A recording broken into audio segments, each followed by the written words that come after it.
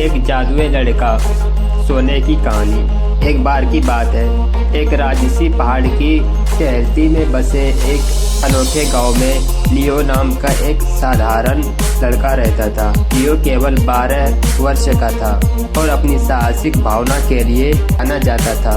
हमेशा गांव के आसपास के हरे भरे जंगल की खोज करता रहता था। उसे इस बात का जरा भी अंदाजा नहीं था कि उसकी जिंदगी में एक जादुई मोड़ आने वाला है।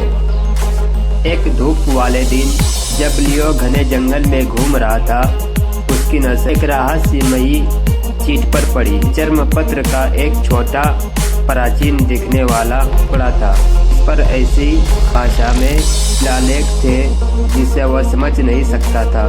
उत्सुक होकर उन्होंने उसे जंगल में अपने दिन की एक जिज्ञासु स्मृति के रूप में रखने का फैसला किया। उस रात ऐसे ही लियो अपने बिस्तर पर लेटा, चित्त हल्की हल्की चमकने लगा। उसे यह देखकर आश्चर्य हुआ कि उसके अंदर ऊर्जा का एक जवार उमड़ पड़ा, जिससे उसके भीतर एक सुप्त शक्ति जागृत हो गई। लियो ने पाया कि चीज ने उसे एक अद्वितीय कौशल प्रदान किया। प्रकृति के साथ बात करने और तत्वों से ताकत खींचने की क्षमता। अगले कुछ दिनों में लियो की नई क्षमताएं उल्लेखनीय तरीके से प्रकट हुई।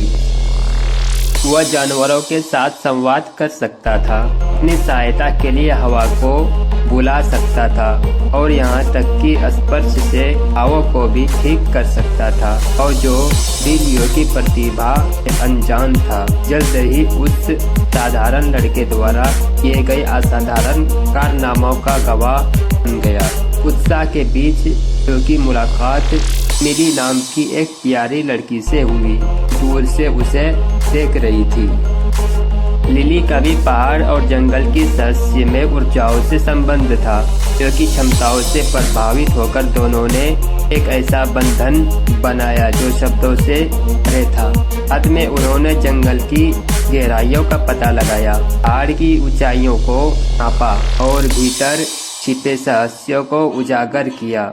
इसे ही लियो और लिली अपनी नई शक्तियों में गहराई से उतरे। उन्हें पता चला कि पहाड़ में प्राचीन जादू था और जंगल रहस्यमय प्राणियों के लिए एक अभयारण्य था।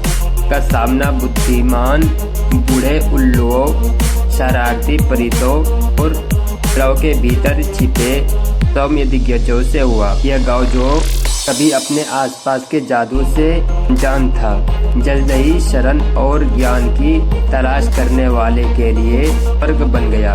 लियो और लिली के कारनामों ने गांव में स्मृति ला दी, क्योंकि एक बार साधारण लड़का और परी लड़की प्रकृति के संतुलन के संरक्षक बन गए।